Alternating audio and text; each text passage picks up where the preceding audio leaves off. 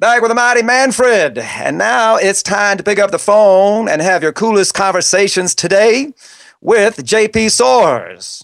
How you doing, JP? I'm doing great. How about yourself? I'm doing pretty good. I'm so happy to have you on the line. Hey, man, did you hear what Muddy Waters said? What's that? He said the Blues had a baby and they named it JP Soars. How you feel about that? I wish that was a fact. Oh, man. It's close enough. So, Close enough. You are, I know you live in, Boca Raton, Florida now, right? Yeah. Originally, you're from Southern California? Well, I was born in Anaheim, but I left there when I was young, about 3 years old. My folks moved to Arkansas. So I was pretty much raised in Arkansas. Really? Northwest Okay. Arkansas. Mm-hmm.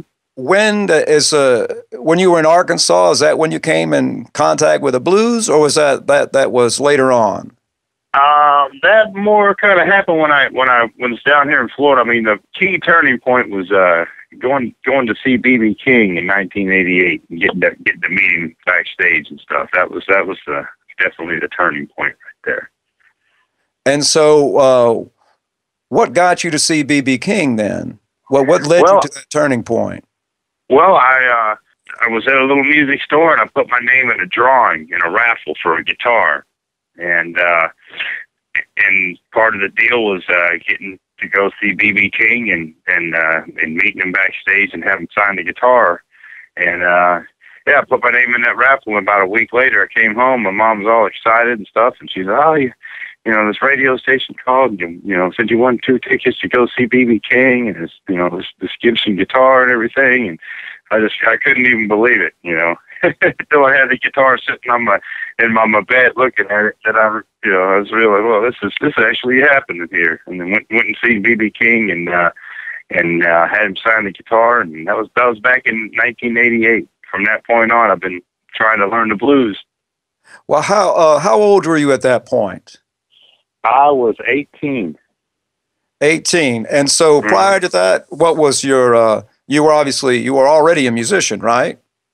Yeah, I was playing and stuff. My dad played guitar a little bit, so he kind of got me going and stuff. And I was into all kind of stuff, stuff my parents listened to. And, I liked the Beatles and Jimi Hendrix and ZZ Top and, and then I just started, once I went to that B.B. King, seeing him and met him, I started just kind of tracing it back. And, anytime I'd read an interview and he's talking about somebody, T-Bone Walker or something like that, I'd go check it out.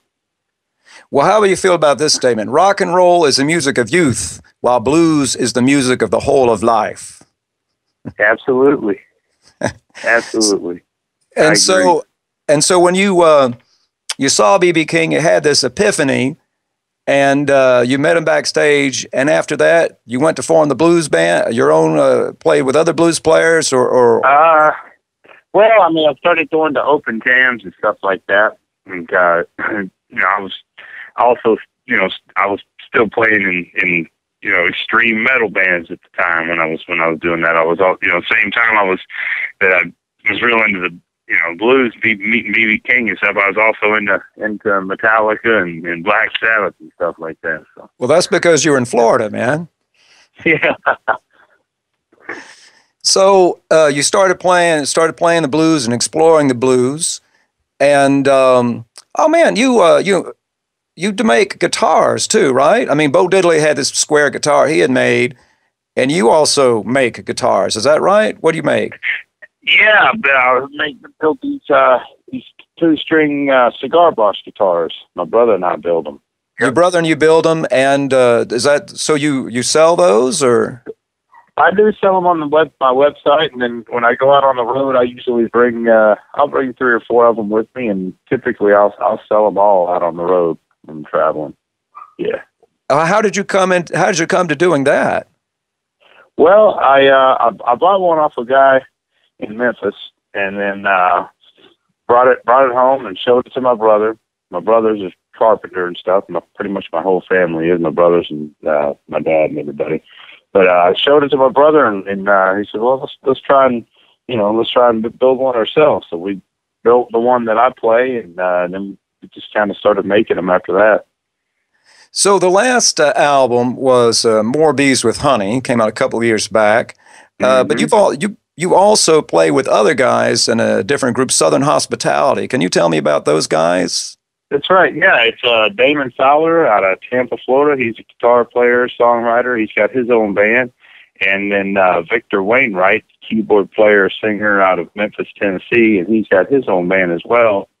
And we've all been friends for a while and stuff, and we just wound up at a jam one night together, and at a festival down here in Florida, and we played a few tunes and stuff, and we realized we had this chemistry amongst the three of us and stuff, and basically got together and recorded an album for Blind Pig Records, and played a few.